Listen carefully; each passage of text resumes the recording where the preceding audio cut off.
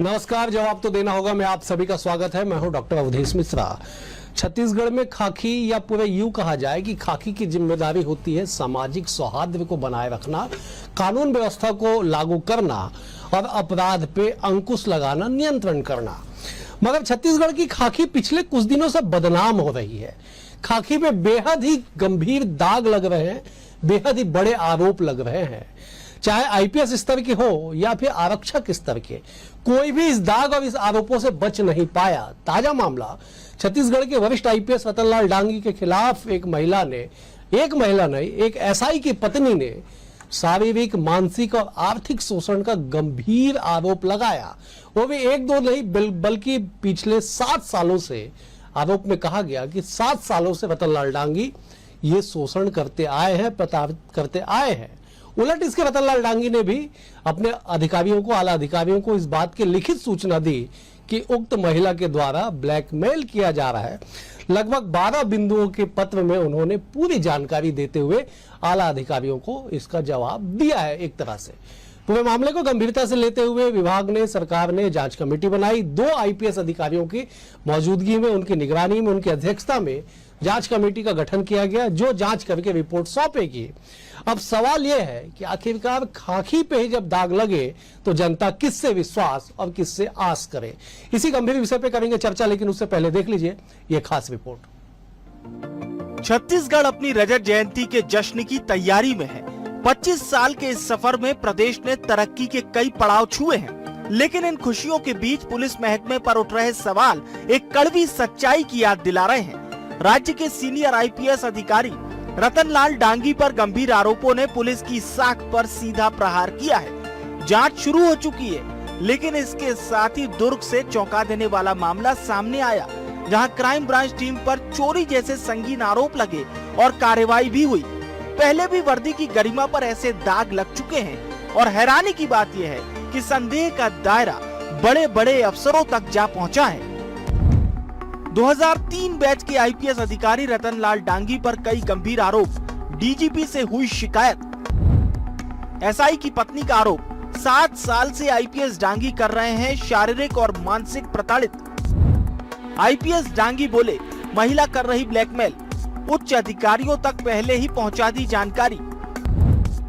2016 में महिला आरक्षक ने आईपीएस अधिकारी पवन देव पर भी लगाए थे कई गंभीर आरोप। साल 2020 में जांच और कार्रवाई को लेकर अधिकारी पवन देव को हाईकोर्ट से मिली थी राहत। सीनियर आईपीएस संजय शर्मा पर महिला एएसआई से छेड़छाड़ का लगा था आरोप, बाद में बहाल। पिछले साल आईपीएस हिमांशु गुप्ता पर पीड़ित ने लगाए हंसता खेलता परिवार बर्बाद करने का आरोप। दुर्ग के कारोबारी का दावा, पुलिसकर्मी कार की चेकिंग के दौरान वाहन से ले गए 2 लाख रुपए। सीसीटीवी फुटेज आया सामने, आरक्षक सस्पेंड और 4 पुलिसकर्मियों के खिलाफ विभागीय जांच जारी।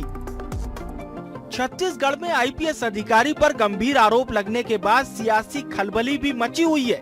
मुख्यमंत्री विष्णुदेव साय कह रहे हैं कि किसी भी आईएएस आईपीएस पर आरोप लगे हैं तो उसकी गंभीरता से जांच होगी और कड़ी कार्रवाई भी होगी। आईपीएस हो चाहे कोई भी हो, आईएएस हो, अगर उसके ऊपर आरोप लगता है उसकी जांच होगी और जांच सही पाए जाने पर सख्त से सख्त कार्रवाई की जाएगी। कानून व्यवस्था कांग्रेस का सबसे बड़ा मुद्दा रहा है। ऐसे में बड़े अधिकारी को लेकर शिकायत होना, पुलिस कर्मियों पर पैसे चोरी करने का आरोप लगना कांग्रेस के लिए बड़ा मुद्दा है। अब कांग्रेस संवेदनशीलता के साथ जांच की मांग कर रही है। यह आरोप बेहद ही संवेदनशील है। सवाल खाकी पे लगे आरोप का है, सवाल एक महिला के द्वारा लगाया गया आरोप है और सवाल एक वरिष्ठ अधिकारी के चरित्र के ऊपर लगाया गया आरोप का है। इसलिए इस मामले की संवेदनशीलता से, पूरी निष्पक्षता से जांच होनी चाहिए। यदि आरोप झूठा है तो एक इतने बड़े अधिकारी के वर्षों की सम्मान है, उस पर प्रश्न चिन्ह खड़ा करने की कोशिश की गई है। यदि आरोप झूठा है तो वर्दी पे दाग लगाने की कोशिश की गई है, और यदि आरोप सही है तो एक महिला के सम्मान के साथ खिलवाड़ करने की कोशिश की गई है। इसलिए इस मामले में कोताही नहीं बरती जानी चाहिए। अब रतनलाल डांगी पर आरोप पर जांच शुरू हो चुकी है। वरिष्ठ पुलिस अधिकारियों को जांच का जिम्मा भी सौंपा गया है, लेकिन एक बार फिर छत्तीसगढ़ की खाकी सवालों के घेरे में है। कभी अफसर पर यौन शोषण के आरोप तो कभी पुलिस कर्मियों पर चोरी के दाग। सरकार सख्त कार्रवाई की बात कर रही है तो विपक्ष इसे तिरछी नजर से देख रहा है। बहरहाल सवाल ये है कि वर्दी की गरिमा पर लगते इन दागों की सफाई कौन करेगा, और अगर कानून के रखवाले खुद कटघरे में होंगे तो जनता का भरोसा कौन बचाएगा। Bureau report, BSTV Chhattisgarh. इस रिपोर्ट को देख के आप समझ गए होंगे कि आखिरकार छत्तीसगढ़ में खाकी पे दाग जो लग रहे हैं उसके सियासी मायने क्या, क्योंकि सीधे तौर पे मुख्यमंत्री कह रहे हैं IPS हो, IAS हो या कोई भी तुलवाम खा क्यों ना हो, अगर दोषी है तो कार्रवाई की जाएगी। लेकिन सियासी गलियारों में इस बात की भरपूर चर्चा और चिंता है कि खाकी ही अगर इस तरह की हरकतें करेगी तो आम लोग कहां जाएंगे। चलिए इसी गंभीर विषय और बेहद संवेदनशील विषय पर करते हैं चर्चा। 3 बेहद ही खास वरिष्ठ और बुद्धिजीवी व्यक्ति हमारे साथ मौजूद है। पहले मेहमानों का परिचय आपसे करा देता हूं। बीजेपी की ओर से शिवनारायण पांडे जी हैं, वरिष्ठ नेता है, प्रवक्ता है। शिवनारायण जी बहुत स्वागत है आपका। कांग्रेस की ओर से नितिन बंसाली जी हैं, वरिष्ठ नेता है, प्रवक्ता है। नितिन जी आपका भी स्वागत है। सूबे की सियासत पे और हर पहलू को बेहद करीब से जानने समझने वाले वरिष्ठ पत्रकार अनिल पुसतकर जी हमारे साथ है। अनिल जी आपका भी बहुत बहुत स्वागत है। अनिल जी, मैं चर्चा की शुरुआत आपसे करता हूं। खाकी से लोगों को आस होती है, खास करके उन लोगों को जो कहीं ना कहीं किसी न किसी से पीड़ित होते हैं। अब खाकी पे ही ऐसे गंभीर आरोप लगे, केवल रतनलाल डांगी नहीं, आधा दर्जन उदाहरण हमने दिखाए अपने दर्शकों को कि छत्तीसगढ़ राज्य स्थापना से लेकर 25 साल की इस गौरवशाली यात्रा के दौरान कमोबेश 25 ऐसे मामले हैं जिसपे एक दिन तक चर्चा की जा सकती है। खाकी पे दाग लगेगा तो लोग कहां जाएंगे, लोग किस पे विश्वास करेंगे, और क्यों ऐसी स्थिति बन जाती है कि खाकी ही दागदार हो जाए। अनिल जी देखिए डॉक्टर साहब, ये खाकी है। खाकी असल में इसका सीधा कांटेक्ट पुलिस से होता है, इसलिए इसके बदनाम होने की जो रेट है वो बहुत ज्यादा होता है, क्योंकि ये अमाउंट पब्लिसिटी भी होती है। एक आदमी अगर चालान होता है या जुआ होता है, जुए में छापा मारते हैं, वो 100 रुपए नहीं लेके जाता, लेकिन जुए में जो पकड़ाए लोग रहते हैं बाहर निकल के कहते हैं कि ये जो हमारे जुए में 1 लाख था, 50,000 की जब्ती, ये आपको लगातार मिलेगा। लेकिन आज का जो आरोप है ये बहुत गंभीर है। और दूसरा सबसे महत्वपूर्ण बात ये है कि आरोप लगाने वाला भी वही, आरोपी भी वही, और जांच भी इन्हीं के लोग करेंगे, हाकिम भी वही, फरियादी भी वही। तो फिर तो खत्म कर लो ना, फिर काहे जांच का नाटक करते हो। एक IPS अगर ये कह रहा है कि वो महिला उसे ब्लैकमेल कर रही थी, तो आप ये मान के चलिए इस प्रदेश में बाकी लोगों की स्थिति क्या होगी। आप एक IAS को 7 सालों से अब आप नहीं बता पा रहे। जब शोषण का आरोप लगा तब आपको याद आ रहा है कि मैं परिवार से अलग हो गया या मेरे पर मुझे ब्लैकमेल किया जा रहा है, उसके पहले आरोप नहीं लग रहा था। बहुत सारे मामले हैं, आप राहुल शर्मा के मामले को अलग नहीं देख सकते। बिल्कुल सही। राहुल शर्मा के मामले में भी कहीं ना कहीं कुछ ना कोई चूक हुई थी, जांच हुई, लिपअप होती हुई राहुल शर्मा को क्या न्याय मिला क्या? बिल्कुल सही। आखिर क्यों, किन परिस्थिति में आत्महत्या किया? जो लाइन में लोग मरते हैं, जो आत्महत्या करते हैं, क्या वो किसी न किसी कारण से कहीं ना कहीं अपने सीनियर से प्रताड़ित नहीं रहते? जाएगा कहां इस शहर का, इस प्रदेश का आदमी जाएगा कहां अगर पुलिस वाले, कोई महिला क्या रिपोर्ट लिखाने जाएगी? अगर सुनेगी कोई अधिकारी जो है खुद ही रिपोर्ट लिखाने जा रही, वही उसका शोषण कर रहा है। तो ये स्थिति बहुत खतरनाक है। और मुख्यमंत्री का कलेक्टर कॉन्फ्रेंस में ये कहना कि अपराधियों में पुलिस का भय होना चाहिए, माने वो एक प्रकार से स्वीकार कर रहे हैं अपराधियों में पुलिस का भय नहीं है। अपराधियों में तो है ही नहीं, पुलिस अधिकारियों में भी पुलिस अधिकारियों का भय नहीं है। आप बताइए कि इतना गंभीर आरोप के साथ हम छत्तीसगढ़ की पुलिस को पूरे देश में क्या क्या मुंह लेके जाएगा? अगर छत्तीसगढ़ का IPS जाएगा तो वहां क्या बताएगा वो? आप यौन शोषण वो भी अपने ही सबऑर्डिनेट की मिसेस के साथ कर रहे हैं। बिल्कुल सही। तो ये दुर्भाग्यजनक है। और इसने छत्तीसगढ़ की जो पुलिस की पुलिसिंग है उसको एक बार और कलंकित किया है। कलंकित तो पहले से ही है, एक बार और कलंकित। ठीक है, मैं लौटता हूं। मैं शिवनारायण जी का रुख करता हूँ। शिवनारायण जी, आप बेहद वरिष्ठ नेता हैं, हर पहलुओं को बेहद करीब से जानते हैं, कार्य प्रणाली को समझते हैं। जरा बताइए ना, दर्शकों को समझाइए ना कि खाकी क्यों दागदार हो रही है। इस मामले से लेकर दर्जनों ऐसे मामले हैं कि खाकी ही कटघरे में खड़ी है। फिर ऐसे में जनता कहां जाए, आप और हम कहां जाएंगे? पांडे जी। नहीं, बिल्कुल ठीक बात बोल रहे हैं। जनता के रक्षक के रूप में पुलिस की संरचना बनी है, और जो संरचना बनी है वो कानून से बनी है। भारत संविधान के अंतर्गत विभिन्न प्रकार के नियम बनते हैं, विभिन्न प्रकार के तंत्र बनते हैं। उसी तंत्र के अंतर्गत आईपीएस और आईएएस बनते हैं और विभिन्न प्रकार के जिम्मेदार स्तर भी बनते हैं जो कि हमारी जनता की रक्षा करते हैं। आपको बड़ी एक मजेदार बात बताऊं कि जो आईएएस आईपीएस एक बड़ी रेपुटेड सर्विस मानी जाती है भारत में, इसमें इनके जो आचरण संहिता है उसके आचरण संहिता भी होते हैं और ये इनके सिर्फ कानून में कर्तव्य निर्धारित है, इनके कोई अधिकार निर्धारित नहीं है। भारतीय संविधान में सिर्फ भारत के नागरिक के अधिकार जो है उसका उसी का वर्णन है, बाकी सारे लोग जो है कर्तव्य के अंतर्गत आते हैं। देखिए दो पहलू हैं इसके, पहला पहलू तो ये है लीगल और दूसरा पहलू होता है मॉरल। अब जो लीगली बना हुआ है किसी पद पर कोई कंपटीशन दे के आया हुआ है उसके ऊपर जो भी एक्शन होना है वो लीगल ही होना है, मॉरल नहीं होना। मॉरल जो है समाज सेवा के दृष्टि से राजनीति में अन्य स्थानों पर जो आते हैं वो मॉरल रिस्पॉन्सिबिलिटी भी धारण करते हैं। लेकिन एक चीज बता दें कि लीगल जो रिस्पॉन्सिबिलिटी होती है उसमें मॉरल ऑलरेडी समाहित होता है। ये बड़ी मॉरल स्थिति भी है, इतने बड़े अधिकारी के ऊपर आरोप लगना और जो आपने अभी चार्जशीट दी विभिन्न प्रकार के विभिन्न समयों में बड़े बड़े अधिकारियों का, ये बड़ी गंभीर बात है और ये समाज का एक, इसको कोई डिफेंड नहीं कर सकता।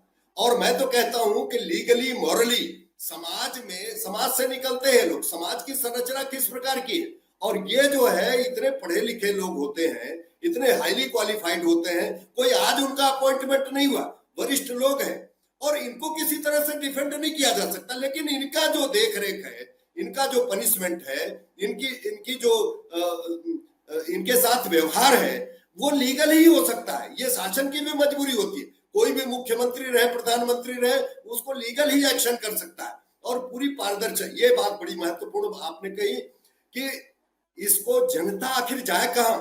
ये जनता की रक्षा करने के लिए इलेक्टेड गवर्नमेंट होती है और ये मुख्यमंत्री जी ने आश्वासन दिया है कि आईएएस हो या आईपीएस हो इसकी पूरी तरह से जांच करेंगे और जो लोग भी इसमें दोषी पाए जाते हैं या लीपापोती का प्रश्न भर नहीं होना चाहिए और ये होगा भी नहीं।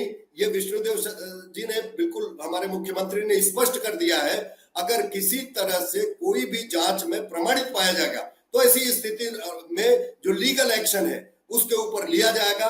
और ये बिल्कुल सही कहा कि मुख्यमंत्री ने बिल्कुल शब्द से स्पष्ट कर दिया कि साहब कोई भी तुर्रम खां हो, अगर दोषी पाया जाएगा तो कार्रवाई की जाएगी। थोड़ा सा टेक्निकल मुझे एक बार समझाइए ना, थोड़ा सा टेक्निकल दर्शकों को समझाइए ना कि रतन लाल डांगी 2003 बैच के सीनियर आईपीएस है, बस्तर को छोड़ के 4 प्रमुख संभागों के आईजी रह चुके हैं, बिल्ला कुर्रे 2008 बैच की आईपीएस है, कैसे अपने वरिष्ठ अधिकारी के खिलाफ जांच कर लेंगी? थोड़ा टेक्निकल बताइए ना एक बार दर्शकों को। देखिए वरिष्ठ अधिकारी, ये वरिष्ठ अधिकारी के विरुद्ध जांच नहीं है, बल्कि ये है कि जो तथ्य आए हैं, जो शिकायत आई है, शिकायतों का कितना फैक्ट है, कितनी चीजें हैं, ये बहुत जानना जरूरी है क्योंकि वो फुल और फाइनल कोई इंक्वायरी नहीं होती। और एक आईपीएस का, सीनियर आईपीएस के लिए बहुत ही आऊंगा पांडे जी, ठीक है, आपने बिल्कुल सही कहा कि वरिष्ठ अधिकारी के खिलाफ जांच नहीं, ये एक आरोपी के खिलाफ जांच होगी और एक महिला आईपीएस अधिकारी 2008 बैच की इसकी जांच करेंगे। मैं लौटूंगा एक और सवाल के साथ, मैं जो नितिन जी का रुख करता हूँ। नितिन जी, खाकी की इज्जत बचाने या, ठीक है मैं लौटूंगा पांडे जी, बिल्कुल सही, मैं ठीक है पांडे जी, मैं लौट रहा हूं आपके पास में। एक बार नितिन जी का रुख कर ले तो नितिन जी बड़ा सीधा सा जवाब दीजिए ना, क्यों खाकी दागदार हो और क्यों इस पे सियासत हो, बताइए ना जरा। क्योंकि दाग तो हर कार्यकाल में लगे हैं, चाहे सम्माननीय अजीत जोगी जी का कार्यकाल हो या 2003 से 2018 का कार्यकाल हो, 18 से 23 हो या अभी 23 से लेके मौजूदा 25 का। आप बिल्कुल सीधा सवाल पूछ रहे हैं और मैं जवाब भी सीधा दूंगा, बिल्कुल इसमें कोई घुमा फिरा के जवाब नहीं दूंगा आपको। अभी बात हो रही है सीनियर आईपीएस अफसर 2003 बैच के रतनलाल डांगी जी के बारे में जी, और उस पर डांगी जी ने भी 1 दिन या 2 दिन पहले डीजीपी को पत्र लिखा कि मैं ब्लैकमेल हो रहा था। निश्चित तौर पर चिंताजनक बात है।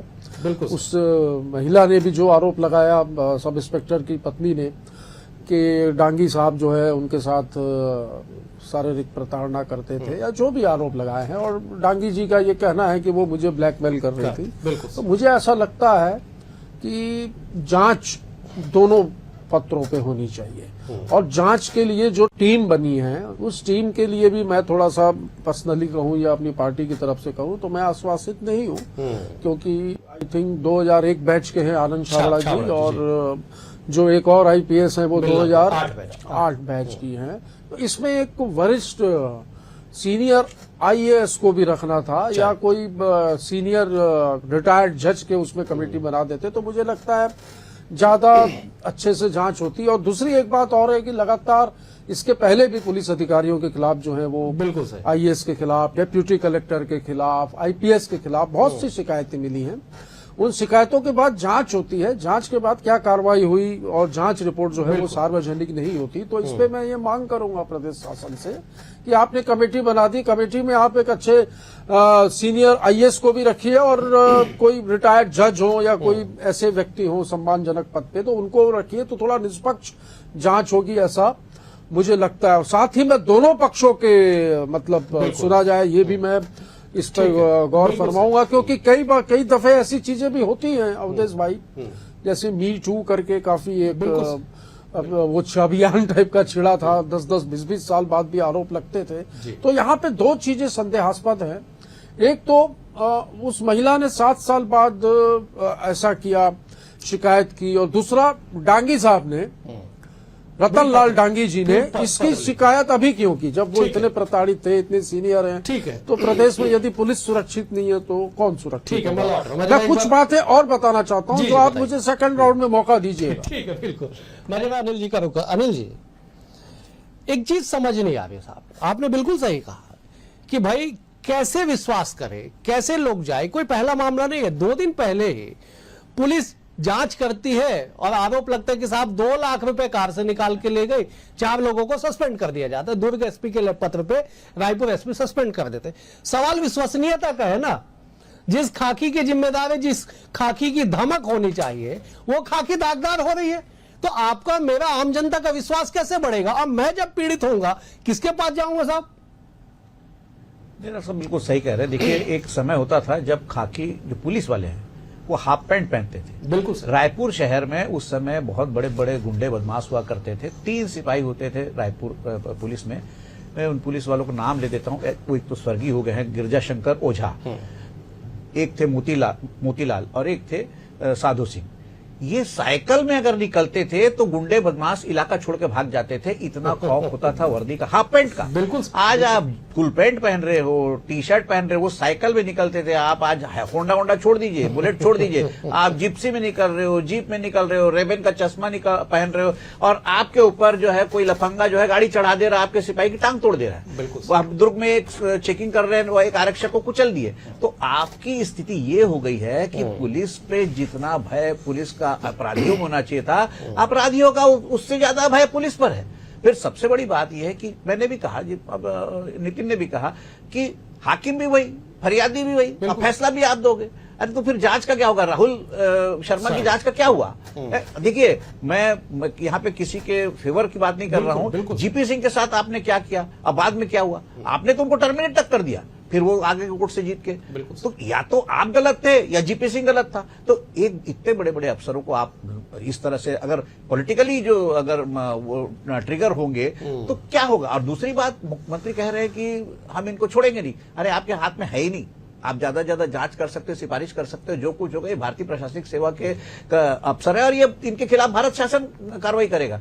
तो आप कर क्या रहे हैं? आप सबसे पहले बात ये बताइए कि आपकी सरकार में आप खुद कलेक्टर और एसपी की कॉन्फ्रेंस में एसपी से कह रहे हैं कि आपका डर होना चाहिए। इसका मतलब आप स्वीकार कर रहे हो डर नहीं है। तो पुलिस का अगर डर नहीं है तो फिर जनता का विश्वास किस पे होगा? ठीक है, मैं लौटता हूं आपके। मैं जब एक बार फिर से शिवनारायण जी का रुख करता हूं। पांडे जी, मैं आपसे इसलिए टेक्निकल सवाल पूछ रहा हूं साहब क्योंकि आप बेहद विद्वान हैं और सिस्टम के हर पहलू को समझते हैं। मेरे हाथ में 2 पत्र है। पहला पत्र है जिसपे जांच कमेटी का ऐलान किया गया प्रेस नोट के माध्यम से, और दूसरा पत्र यह है गोपनीय तौर पे जो मुझे प्राप्त हुआ, बीएसटीवी को प्राप्त हुआ, जिसमें रतन लाल डांगी ने जो 10 प्रमुख बिंदुओं पे अपनी बात कही, उसका डिटेल मेरे हाथ में है। मैं एक बहुत छोटा सा सवाल आपसे पूछता हूं पांडे जी। 15/10/2025 मतलब 15 अक्टूबर को महिला ने शिकायत की, लिखित शिकायत की पत्र के माध्यम से कि साहब रतनलाल डांगे पिछले 7 सालों से मेरा मानसिक, आर्थिक और शारीरिक शोषण कर रहे, प्रताड़ित कर रहे। 3 दिन बाद 18 अक्टूबर को रतनलाल डांगे साहब ये 10 बिंदु का पत्र सौंपते हैं। महिला के शिकायत के 3 दिन बाद और जांच कमेटी बना दी जाती है, उसमें लिख दिया जाता है कि दोनों शिकायतों की जांच होगी। साहब एफआईआर और काउंटर एफआईआर का मामला नहीं है। महिला की शिकायत के 3 दिन बाद डांगी साहब लिखते हैं और इसमें लिखा हुआ एक शब्द 8वें नंबर पॉइंट पे है, पांडे जी मैं पढ़ देता हूं संक्षेप में। वो कहते हैं कि उसने, मतलब शिकायतकर्ता महिला ने, मुझे मेरी पत्नी और बेटों से अलग कर दिया है। मैं पिछले 2 साल से अपने घर में मानसिक अवसाद में जी रहा हूं। इससे बड़ा प्रूफ क्या चाहिए पुलिस को, जांच कमेटी को कार्रवाई के लिए? पांडे जी जवाब दीजिए। मैंने आपसे निवेदन अभी किया ना कि इसके 2 पहलू होते हैं, एक मॉरल होता है और दूसरा लीगल होता है। और लीगल जो पहलू होता है वो बड़ा घुमावदार, बड़ा पेचदार होता है। असल में ये व्यवस्था की सड़ांध के ये सब परिणाम है और इसका कोई भी जवाब कोई भी राजनीतिक दल नहीं दे सकता। अनिल जी का रुख कर लेता हूं फिर से, ठीक है? मैं एक बार नितिन जी का रुख करता हूं। नितिन जी करना जरा है, एक बार समझाइए इस बारे में थोड़ा सा। आप कह रहे थे साहब कि मुझे दोबारा मौका दीजिएगा और भी कुछ तथ्य मैं रखूंगा।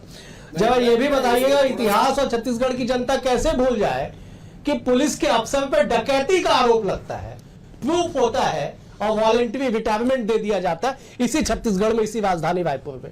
वो भी दिन प्रदेश के लोगों ने देखा है। पुलिस के आरक्षक चोरी कर लेते साहब, सस्पेंड हो जाते हैं। अब आज एक सीनियर आईपीएस पे 7 साल से प्रताड़ना का आरोप लग गया। दुखद है ये चीजें, हमारे संविधान के लिए, आम जनता के लिए दुखद है। मैं छत्तीसगढ़ की पुलिस के संबंध में, भारतीय जनता पार्टी की सरकार में जो पुलिस काम कर रही है उस संबंध में कुछ प्रकाश डालना चाहूंगा। अच्छा अवसर दिया है आपने। 3 अगस्त 2025 रायपुर में मदद के लिए एक थाने में पहुंची महिला के साथ मारपीट की गई। 16 जुलाई 2025 को दिव्यांग जन आंदोलन कर रहे थे। ये 16 जुलाई 2025 की बात बता रहा हूं। पुलिस वालों ने घसीट कर उन दिव्यांग जनों को पीट कर धरना स्थल से हटाया। आप बात करिए, आज के अखबारों की सुर्खियां हैं और आप भी बता रहे हैं कि क्राइम ब्रांच के अफसरों ने गाड़ी रोकी। क्यों रोकी, किस चीज की जांच थी ये नहीं पता, पर 2 लाख रुपए उसमें से उन्होंने चुरा लिए, जो कि रिपोर्ट में भी आया। और खाना पूर्ति के लिए मुझे ऐसा लगता है कि 4 लोगों को सस्पेंड किया गया है। 12 अक्टूबर 2025 जांजगीर चांपा में तोड़फोड़ के शिकार एक परिवार ने वो थाने गए। पुलिस वालों ने बेरहमी से उस परिवार को पीटा। 1 अप्रैल 2025 को रायपुर में पुलिसकर्मी ने एक युवक को थप्पड़ मारा। तो इतनी घटनाएं तो सामने ही दिख रही है। और आए दिन शराब पीकर, अभी कल की बात है, दिवाली विशेषांक जो छपा है उसी में एक खबर थी एक महत्वपूर्ण समाचार पत्र में कि मुंगेली में 2 पुलिस सिपाही नशे में धुत होकर वहां पर ड्यूटी कर रहे थे और आम जनता से बदसलूकी कर रहे थे। तो पुलिस जो है इस प्रदेश में बेलगाम हो चुकी है। शासन और प्रशासन नाम की इस प्रदेश में चीज नहीं बची है। कहीं पर पुलिस की धमक नहीं है तो कहीं पर गुंडों की जो है वो गुंडों का बोलबाला है और कहीं पर पुलिस जो है वो खुद गुंडा बन के काम कर रही है। नितिन जी मैं लौट रहा, समय का थोड़ा सा अभाव में पांडे जी के पास जा रहा है। बड़ा गंभीर सवाल है, टेक्निकल सवाल है। पांडे जी जब समझाइएगा, संक्षेप में पूछता हूं कि महिला शिकायत करती है 15 अक्टूबर को, कहती है कि साहब 7 साल से शोषण हुआ।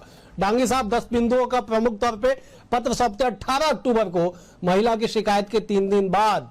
और उसमें लिखा हुआ एक पॉइंट कि 2 साल से मैं मानसिक अवसाद में जी रहा हूं। रतनलाल डांगी साहब लिख के देते हैं अपने पत्र में। और क्या चाहिए पुलिस को या जांच कमेटी को जांच के लिए? देखिए, सारी चीजें स्पष्ट होने के बावजूद भी जो कानून की एक प्रोसीजर की जरूरत होती है, वो प्रोसीजर को शासन को मजबूरन अपनाना पड़ता है। जैसा अभी अनिल जी बोल रहे थे, वास्तव में ये ऑल इंडिया सर्विसेज के अंतर्गत आते हैं। ये इसके जो निर्णय है अंततः जो है केंद्र सरकार करती है, लेकिन जो उसके पूर्व के जो सारे काम होते हैं, सारी चीजें होती हैं, उसको राज्य सरकार को करनी पड़ती है। तो राज्य सरकार जो जितने भी लीगल चीजें हैं, जितनी भी बहुत सारी, बिल्कुल देखो, कभी कभी तो ऐसा होता है जज के सामने भी हत्या होती है ना, उसके लिए भी एफआईआर होता है और आई विटनेस खोजा जाता है और उसी को फैसला देना पड़ता है। वो सारे प्रोसीजर को अपनाना पड़ता है। तो ऐसा नहीं है। समय का थोड़ा सा अभाव है, मुझे समाप्त करना होगा चर्चा को। आप तीनों मेहमानों को धन्यवाद देते हुए, अनिल जी आपका शुक्रिया, पांडे जी आपका शुक्रिया, नितिन जी आपका भी शुक्रिया। कुल मिला के उम्मीद की लौ जलाए रखिए, न्याय की आस लगाए रखिए। न्याय आज न कल तो मिलेगा, लेकिन अगर न्याय दिलाने के में सबसे महत्वपूर्ण भूमिका निभाने वाले खाकी पे दाग लगेगा तो जरा सोचिएगा कि आप किसके पास जाएंगे। हालांकि मुख्यमंत्री ने कहा कि कोई भी दोषी हो कार्रवाई की जाएगी, लेकिन कब तक, कैसे और किसके खिलाफ, इसके लिए इंतजार कीजिए। फिलहाल आज के लिए इतना ही। कल एक और विषय के साथ होगी मुलाकात। बने रहिए BS टीवी के साथ। नमस्कार।